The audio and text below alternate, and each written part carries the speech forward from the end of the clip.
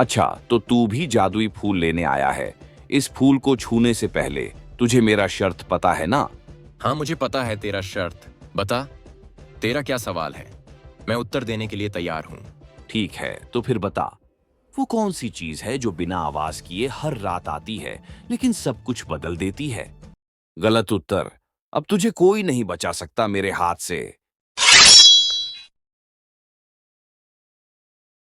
घना जंगल, जहाँ सूरज की रोशनी भी पत्तों से छनकर जमीन तक पहुँचती थी। राजा राम इसी जंगल में लकड़ियाँ काटने के लिए आया। हे भगवान, रोज यही जंगल, यही कुल्हाड़ी और यही थका हुआ शरीर। हाथों में पैसा नहीं है, दिल में भूख है, पर घर में पत्नी और भूखे बच्चे इंतजार कर रहे हैं। इतना कहकर राजा राम अपनी कुल्हाड़ी से लकड़ियाँ काटने लगता है। तभी उनके पास उनका एक पड़ोसी आता है। अरे देखो देखो, जंगल का राजा आ गया। आज कितनी लकड़ी काटेगा बे, या फिर खाली हाथ ही जाएगा? भैया, मजाक मत उड़ाओ। दिन भर मेहनत करता हूँ, तब भी 2 वक्त की रोटी मुश्किल से मिलती है। मेहनत? तेरी मेहनत से तो मेरी हंसी निकलती है। देख मेरी जिंदगी, और देख तेरी फटे कपड़े, गंदा चेहरा और झुकी हुई नजरें। अरे तुझ जैसे लोगों की वजह से ही गांव बदनाम है। भैया, इंसान की इज्जत उसके काम से नहीं, उसके व्यवहार से होती है। तू मुझे ज्ञान मत दे, चल अपना काम कर। इतना कहकर वो पड़ोसी यहाँ से चला गया। फिर राजा राम भी उदास होकर घर की तरफ चल पड़ते हैं। जंगल के पास ही उसका एक छोटा सा घर था। मैं एक नालायक आदमी हूँ, 2 वक्त का खाना भी नहीं जुटा पता। आज मेरा पत्नी सीता और मेरा बेटा क्या खाएगा? ये सब कहते कहते राजा राम घर पहुँचता है। आप आ गए? आज कुछ मिला क्या? नहीं, आज लकड़ी नहीं बिकी। जो लाया था कोई खरीदने वाला नहीं मिला। मैं जानती हूँ आप बहुत मेहनत करते हो। बस आज घर में कुछ भी नहीं है, न अनाज, न आटा, न सब्जी। बस पूछ लिया। मुझे अंदाजा था, इसीलिए घर आते हुए कदम रुक रुक जा रहे थे। मुझे माफ कर देना। पूरा दिन मेहनत की, फिर भी खाली हाथ लौट आया। माफी क्यों मांगते हो? आप तो रोज हमारी खातिर जान लगा देते हो। सुबह से चूल्हा नहीं जला, मैं बस पानी उबाल कर बैठी हूँ। बच्चा बार बार पूछ रहा था, माँ आज खाना कब बनेगा? कल की एक बासी रोटी है, बच्चों को आज वह दे देंगे और हम दोनों आज पानी पीकर सो जाएंगे। बस तुम कल कुछ जुगाड़ लगाना। फिर रात होती है। सीता वो एक रोटी को बच्चों को देता है। माँ, आप नहीं खाओगे? बेटा तू खा ले, हमें आज भूख नहीं लगी। पापा, आप सुबह से कुछ खाए भी नहीं हो ना? अरे नहीं बेटे, जंगल में काम करते वक्त थोड़ा खा लिया था। आप दोनों नहीं खाओगे तो मुझे भी अच्छा नहीं लगेगा। अगर घर में सब मिलकर खाते हैं तो खुशी भी मिलकर आती है। बेटा, आज तूने हमें सिखा दिया कि अमीरी पैसे से नहीं, दिल से होती है। फिर अगले दिन सुबह हुआ। सीता, मैं जंगल जा रहा हूँ, शायद आज आने में लेट हो सकता है। तुम चिंता मत करना। आज लकड़ी नहीं काटोगे क्या? कुल्हाड़ी नहीं लियो? मैं आज कुछ और ढूंढने जा रहा हूँ, जिसे हमारी जिंदगी बदल सकता है। इतना कहकर राजा राम जंगल की ओर निकल पड़ता है। चलो देखते हैं ये जंगल में क्या ढूंढने जा रहा है। थोड़ी देर चलते चलते राजा राम को एक बूढ़ी अम्मा दिखाई दिया। अरे ये बूढ़ी अम्मा यहाँ क्या कर रहा है? चलो उनसे पूछते हैं। अम्मा, क्या आपने किसी साधु के बारे में सुना है जो इस जंगल में रहते हैं? सुना नहीं बेटा, उन्हें महसूस किया जाता है। जब इंसान टूट जाता है तब वो साधु उसे रास्ता दिखाता है। राजा राम हैरान हो गया। मतलब? मैं और कुछ नहीं बता सकता बेटा, तू बस उस साधु को महसूस कर, वो तुझे मिलेगा। इतना कहकर बूढ़ी अम्मा रंग बिरंगी किरणों के साथ गायब हो गया। राजा राम का दिल तेज धड़कने लगा। अरे अचानक ये बूढ़ी अम्मा कहाँ गायब हो गई? पता नहीं आज जंगल में क्या क्या अजीब हो रहा है। इतना कहकर राजा राम फिर से उस साधु को ढूंढने लगा। वो चलता रहा चलता रहा। अचानक एक मंदिर के नीचे एक साधु बैठे मिला। फिर राजा राम डरते डरते बाबा के पास आता है। प्रणाम बाबा, बहुत हिम्मत करके आपके सामने आया हूँ। दिल कांप रहा है, फिर भी चला आया, क्योंकि अब लौटने को कुछ बचा नहीं।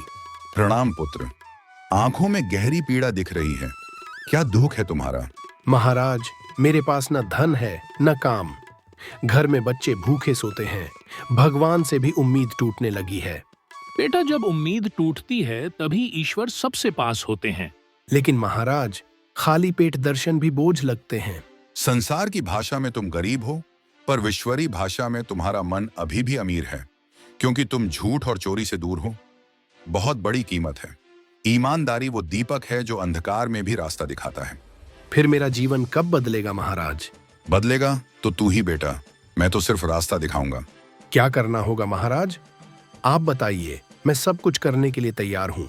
भूखा मरने से अच्छा कुछ करके मरूं। तुझे बेटा जंगल की पश्चिम में जाना पड़ेगा।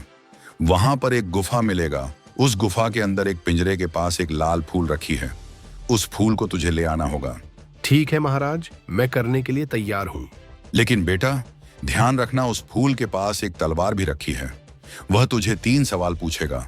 अगर तू उत्तर नहीं दे पाया तो वह तलवार तेरा सिर से धड़ को अलग कर देगा। अब बता, तू जाने के लिए तैयार है? ठीक है महाराज, मरने से मुझे डर नहीं है, मैं जा रहा हूँ। जा बेटा, तू सफल होगा। मेरा आशीर्वाद तेरे साथ है।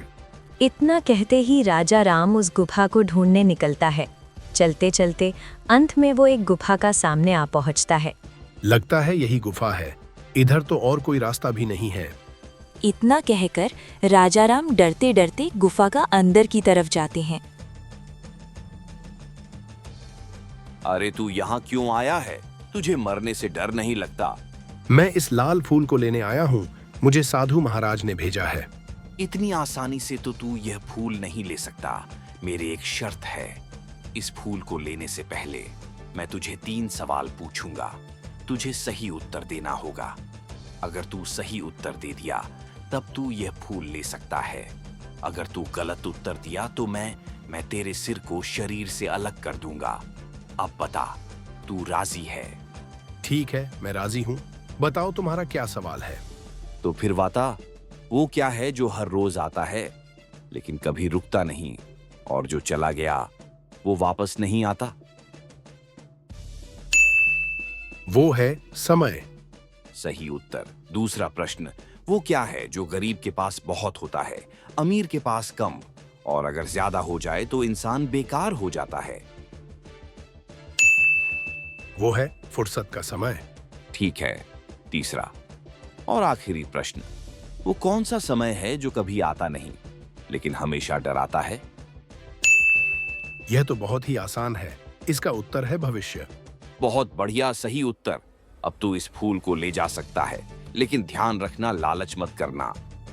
इतना कहने के बाद राजा राम उस फूल को लेकर गुफा से बाहर आता है और सीधा साधु महाराज के पास जाते हैं। प्रणाम साधु महाराज, मैं फूल को ले आया। आप बताइए, अब मुझे क्या करना है? बहुत बढ़िया बेटा, जा अब इस फूल को लेकर घर जा, और तुझे जो जरूरत है तू इस फूल से मांगना। यह फूल तेरी सारी इच्छाएं पूरी करेगी। पर ध्यान रखना, कभी लालच मत करना और गरीबों की मदद करना। फिर राजा राम जादुई फूल को लेकर खुशी खुशी अपने घर की तरफ चल पड़ते हैं। आज फिर देर हो गई। लकड़ी लाए या नहीं? लकड़ी नहीं काट पाया आज। यह देखो, ये एक जादुई फूल है। इससे हमारी किस्मत बदल जाएगी। ये सुनते ही सीता बहुत ही गुस्सा हो जाता है। क्या मतलब, लकड़ी नहीं काट पाए? तो दिन भर क्या किया? और ये फूल से क्या होगा? घर में अनाज नहीं है और तुम फूल लेकर आए हो। क्या इससे चूल्हा जलेगा या इससे बच्चों का पेट भरेगा? ये कोई साधारण फूल नहीं है सीता, ये जादुई फूल है। जादुई?